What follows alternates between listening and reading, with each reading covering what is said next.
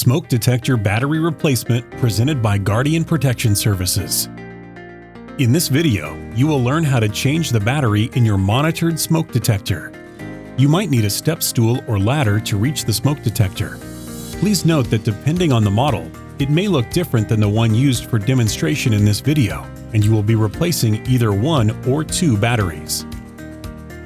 Before changing the battery, ensure your system is disarmed and placed on test mode with Guardian. Simply go to Guardian's customer care website, customercare.guardianprotection.com.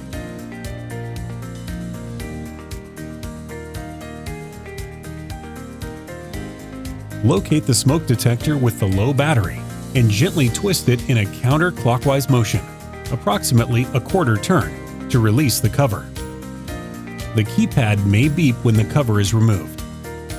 Once the cover is removed, locate the batteries. Next, remove the batteries. If two batteries are inside of the smoke detector, both batteries must be replaced at the same time. 30 seconds after the battery has been removed, install the replacement battery.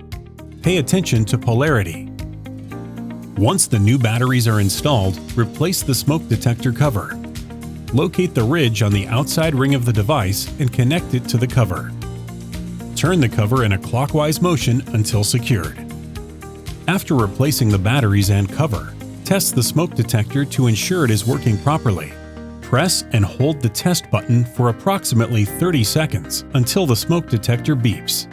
If the smoke detector does not have a test button, locate the small pinhole and insert a thin piece of metal with a sharp point, like a pin or paper clip. Hold it in until the sensor beeps. Once you are finished testing the device, confirm the test signal was received before having your system removed from test mode. For assistance, please call Guardian's Customer Care Department